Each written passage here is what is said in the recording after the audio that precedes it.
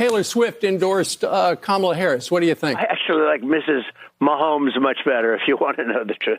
She's a big Trump fan. I was not a Taylor Swift fan. It was just a question of time. But she's a very liberal person. She seems to always endorse a Democrat, and she'll probably pay a price for it at in the marketplace.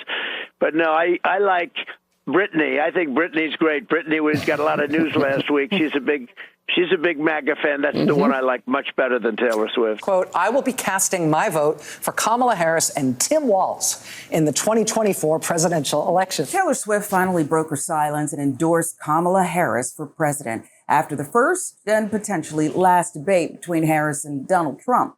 And as expected, MAGA world is not taking the news well. I'm allowed to criticize Taylor Swift, and I don't give who gets upset. This is disgusting. If she wants to vote Harris Walz, she can do it all she wants. But to say the reason she's doing it is because of Tim Walz's stance on LGBTQ, F you, Taylor Swift. And F all of the people who want to see these children have body parts chopped off and watch them sterilized under the age of consent, and then will ride off to their multi-gazillion-dollar mansions, never to think of them again. Just so we're all on the same page about what Kelly was complaining about, this is the segment from Taylor Swift's post that sent her overboard. I'm voting for Kamala Harris because she fights for the rights and causes I believe need a warrior to champion them. I think she is a steady-handed, gifted leader, and I believe we can accomplish so much more in this country if we're led by calm and not chaos. I was so heartened and impressed by her selection of running mate Tim Walz, who has been standing up for LGBTQ plus rights, IVF, and a woman's right to her own body for decades. That's all Swift said that got Megyn Kelly so riled up. That's it. Every other part of her diatribe was based solely on bigotry towards the LGBTQ plus community, particularly young people, a group that Tim Walz has proudly protected during his time as an elected official and has the track record to prove it. So when Jake asked if I'd be interested in being the advisor to the Gay Straight Alliance, I said absolutely.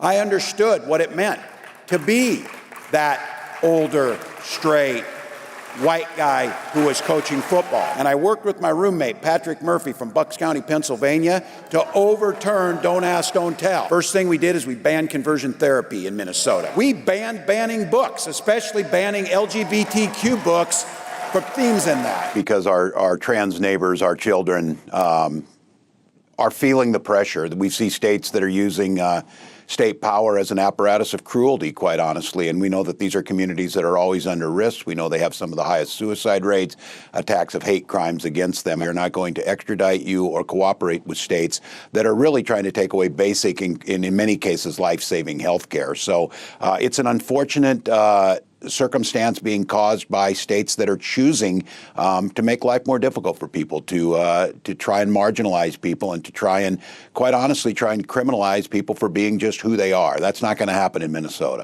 While other states were banning books from their schools, we were banishing hunger from ours. We also protected reproductive freedom because in Minnesota, we respect our neighbors and the personal choices they make.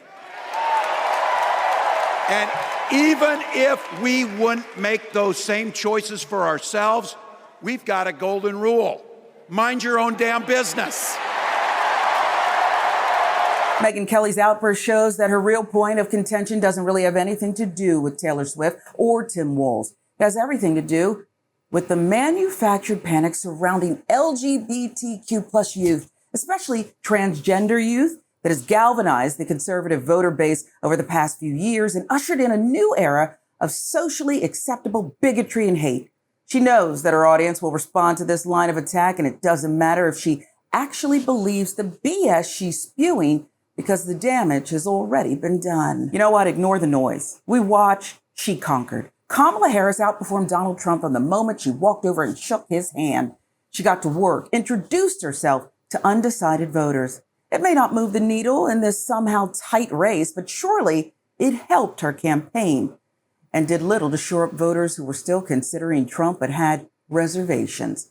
Donald Trump was unhinged, complaining about Americans kidnapping and eating household pets. It's not true.